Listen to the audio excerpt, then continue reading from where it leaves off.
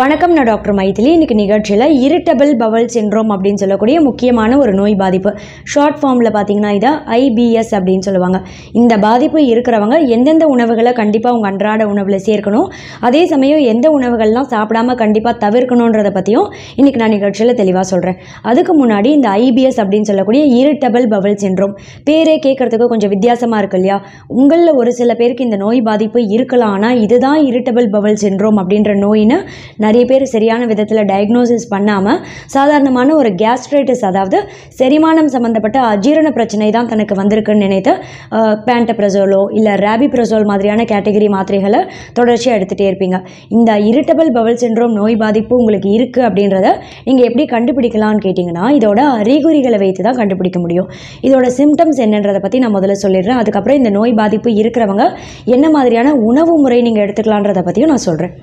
இதோட சிம்டம்ஸ் என்னன்னு பார்த்தீங்கன்னா, ரொம்ப குறிப்பாக வயிற்று வலி அதிகமாக இருக்கும். ஒரு சிலருக்கு சாப்பிடும்போது வயிறு வலி ஏற்படும், இல்லை சாப்பிட்ட உடனே வயிறு வலி ஏற்படும். இன்னும் சில பேருக்கு பார்த்தீங்கன்னா எந்த நேரமும் வயிறு வலி எப்போவுமே ஃப்ரீக்வெண்ட்டாக இருந்துகிட்டே இருக்கும் வயிறு வலி. ரெண்டாவது முக்கியமான சிம்டம் வயிறு உப்புசம். எது சாப்பிட்டாலுமே பார்த்தீங்கன்னா எத்துட்டு வராமல் இருக்கும். ஒரு சிலருக்கு சாப்பிடும்போது ஏப்பம் வந்துகிட்டே இருக்கும், புளிச்ச ஏப்பம் வரா மாதிரி இருக்கும்.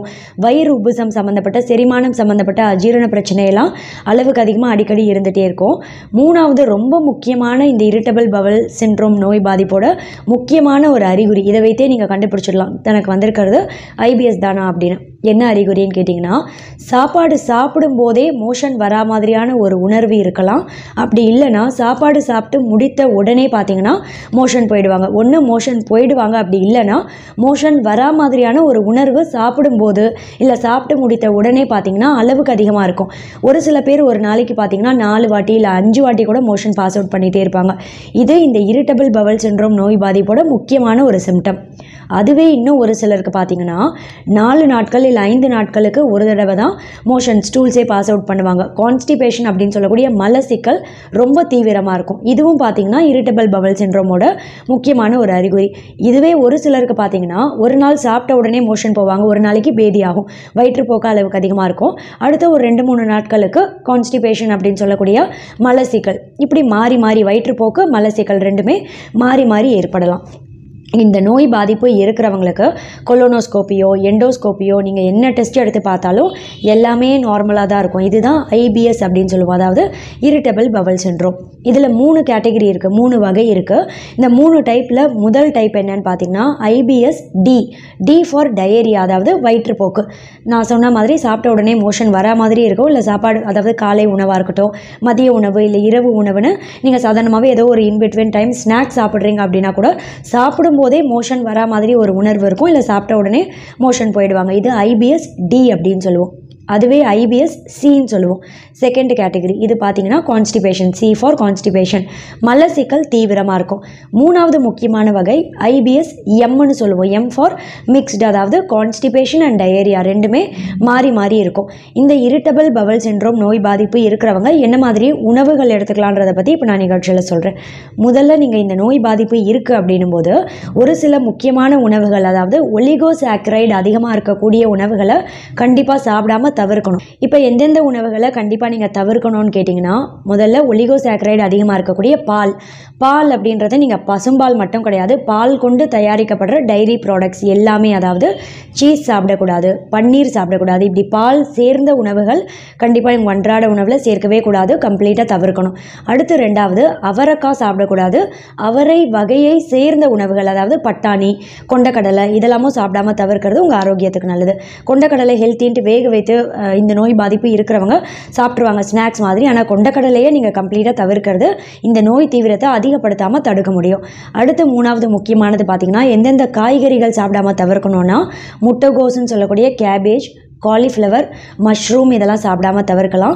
அதே சமயம் பீட்ரூட் அப்படின்றது அளவுக்கு அதிகமாக வேண்டாம். எடுக்கிறீங்க அப்படின்னா அட்லீஸ்ட் ஒரு 10 நாட்களுக்கு ஒரு தடவைன்றதே போதுமானதாக இருக்கும். லிமிட்டில் எடுங்க. பீட்ரூட் அளவுக்கு அதிகமாக எடுக்க வேண்டாம். இதோட மட்டும் இல்லை, பழங்கள் எதெல்லாம் சாப்பிடாமல் தவிர்க்கணும்னு கேட்டிங்கன்னா, தர்பூசணி பழம் கண்டிப்பாக தவிர்க்கணும். மாம்பழம், எந்த வகை மாம்பழமும் உங்கள் அன்றாட உணவில் சேர்க்கவே கூடாது, இந்த நோய் தீவிரத்தை அதிகப்படுத்திடும். ஆப்பிள் சாப்பிடக்கூடாது, செர்ரி பழம் சாப்பிடக்கூடாது, இதெல்லாம் கண்டிப்பாக தவிர்க்கணும். அதே மாதிரி கோதுமை மாவு சேர்க்கப்பட்ட உணவுகளை தவிர்க்கணும். இப்போ பொதுவாக மைதா மாவு சாப்பிட்டா உடல் பருமன் ஏற்படும், புற்றுநோய் வருதுன்னு நிறைய பேர் அவாய்ட் பண்ணிவிடுவோம் இல்லையா. இந்த நோய் பாதிப்பு இருக்கிறவங்க மட்டும் பார்த்தீங்கன்னா கோதுமை மாவு சேர்ந்த உணவுகளையும் கம்ப்ளீட்டாக தவிர்க்கிறது உங்கள் ஆரோக்கியத்துக்கு நல்லது. அதே மாதிரி வெங்காயம், பூண்டு இது ரெண்டுமே தவிர்க்கணும். ஓரளவுக்கு முடிஞ்ச அளவுக்கு வெங்காயம் பூண்டு அவாய்ட் பண்ணுங்க. ஏன்னா எல்லா உணவுலையும் பார்த்தீங்கன்னா வெங்காயம் பூண்டு சேர்ப்போம் நம்ம சமைக்கும் போது. முடிஞ்ச அளவு தவிர்த்து இதை அவாய்ட் பண்ண பாருங்கள். அப்படி இல்லை நீங்கள் எடுக்கிறீங்க அப்படின்னா வெங்காயம் பூண்டோட இன்டேக் லிமிட்டில், அதாவது அளவுக்கு அதிகமாக இல்லாமல் ரொம்ப கம்மியான அளவில் எடுத்தீங்க அப்படின்னா இந்த நோய் தீவிரம் கொஞ்சம் அதிகமாகாமல் தடுக்கலாம். அதே சமயம் வேக வைத்த கொண்டக்கடலை கண்டிப்பாக சாப்பிடவே கூடாது, இதெல்லாம் கம்ப்ளீட்டாக அவாய்ட் பண்ணிடணும். இப்போ இவ்வளோ நேரம் என்னென்ன உணவுகளை சாப்பிடாமல் தவிர்க்கணுன்றதை பற்றி சொன்னேன் இல்லையா. இப்போ எந்தெந்த உணவுகளை கண்டிப்பாக நீங்கள் சாப்பிட்ணுன்னு கேட்டிங்கன்னா காய்கறியில் பார்த்தீங்கன்னா கேரட் எடுத்துக்கலாம், தக்காளி உங்கள் அன்றாட உணவில் தாராளமாக சேர்த்துக்கலாம், வெள்ளரிக்கான்னு சொல்லக்கூடிய குக்கும்பர், நீங்கள் குக்கும்பர் சாலட் மாதிரி எடுத்துக்கலாம், இல்லை குக்கும்பர் அடிக்கடி பசிக்கும் போதெல்லாம் ஸ்நாக்ஸ் மாதிரி எடுத்துக்கலாம். வேக வைத்த வேர்க்கடலை ஒரு கப்பு அப்பப்போ பசிக்கும் போது நீங்கள் சாப்பிடலாம். பாதாம் பருப்பு கண்டிப்பாக நீங்கள் சாப்பிடணும். பாதாம் பருப்பு அப்படின்றது இரவு தூங்க போகிறதுக்கு முன்னாடி ஒரு 6லேருந்து 7 பாதாம் பருப்பு தண்ணியில் ஊற வச்சுட்டு தூங்கிடுங்க. அடுத்த நாள் காலையில் எழுந்ததும் இந்த பாதாம் பருப்பு மேல் போகிற தோல் இருக்கு இல்லையா, ப்ரௌன் நிறத்தில் இருக்கக்கூடிய அந்த தோலை மட்டும் நீக்கிட்டு உள்ளே இருக்கக்கூடிய வெள்ளை நிறத்தில் இருக்க அந்த பருப்பு மட்டும் நீங்கள் நல்லா கடித்து மென்று விழுங்கிடலாம். இது பார்த்திங்கன்னா இரிட்டபிள் பவல் சிண்ட்ரோம் நோய் பாதிப்போட தீவிரத்தை கம்மி பண்ணும். பழங்கள் என்னெல்லாம் சாப்பிட்லான்னு கேட்டிங்கன்னா ரொம்ப குறிப்பாக செவ்வாழை, ரெட் பனானான்னு சொல்லுவோம் இல்லையா, செவ்வாழை காலை உணவாக எடுத்துக்கலாம். அதே மாதிரி ஆரஞ்சு பழம் சாப்பிட்லாம், பப்பாளி பழம், நல்ல பழத்து இருக்கக்கூடிய பப்பாளி பழம் சாப்பிட்லாம், அன்னாசி பழம் தாராளமாக உங்கள் அன்றாட உணவில் அடிக்கடி சேர்க்கலாம். வெள்ளை அரிசி சாப்பிட்றவங்களா இருந்தால் இந்த ஐபிஎஸ் நோய் பாதிப்பு இருக்குது அப்படின்னு நீங்கள் டயக்னோசிஸ் பண்ணிட்டீங்கன்னா கண்டிப்பாக வெள்ளை அரிசியை கம்ப்ளீட்டாக தவிர்த்துட்டு ஏதோ ஒரு ஆர்கானிக் ரைஸ், நம்ம பாரம்பரியமான ட்ரெடிஷ்னல் ரைஸ்க்கு கம்ப்ளீட்டாக ஸ்விட்ச் ஓவர் பண்ணிட்டீங்க அப்படின்னும் போது இந்த நோய் தீவிரத்தை கொஞ்சம் கம்மி பண்ண முடியும். மாப்பிள்ளை சம்பா அரிசி, சீரக சம்பா அரிசி, பூங்கார் அரிசி, இது மாதிரி பாரம்பரியமான அரிசி வகை உங்களுக்கு எந்த அரிசியோட டேஸ்ட் பிடிச்சிருக்கோ அந்த அரிசிக்கு நீங்கள் வெள்ளை அரிசிக்கு மாற்றாக இந்த பாரம்பரிய அரிசி வகை எடுத்தீங்க அப்படின்னும் போது இந்த நோய் தீவிரத்தை கொஞ்சம் கம்மி பண்ண முடியும். இதெல்லாம் கண்டிப்பாக ஃபாலோ பண்ணிக்கோங்க. அசைவ உணவு சாப்பிட்றவங்களா இருந்தால் நாட்டுக்கோழி எடுத்துக்கலாம், குழம்பு மாதிரி சமைத்து எடுத்துக்கலாம், மீன் எடுத்துக்கலாம், முட்டை எடுத்துக்கலாம், ஈரல் எடுக்கிறீங்கன்னா எடுத்துக்கலாம். வாரத்துக்கு ஒரு வாட்டி அசைவ உணவு, வாரத்துக்கு 2-3 வாட்டி வேண்டாம், ஒரு வாட்டி எடுத்துக்கலாம். அதுவும் காலை உணவு இல்லை மதிய உணவில் எடுத்துக்கலாம். சாப்பிட்றீங்க அப்படின்னா அசைவ உணவு உடனே 1 கிளாஸ் சீரக தண்ணி, 1 டீஸ்பூன் சீரகம் 2 கிளாஸ் தண்ணியில் கொதிக்க வைங்க. இந்த 2 கிளாஸ் தண்ணின்றது நல்லா கொதித்து குறைந்து 1 கிளாஸ் அளவு வந்ததும் வடிகட்டி வெதுவெதுப்பான சூட்டில் நீங்கள் உணவு சாப்பிட்ட ஒரு 20லேருந்து 30 நிமிஷத்துக்கு அப்புறம் குடிச்சிடணும்.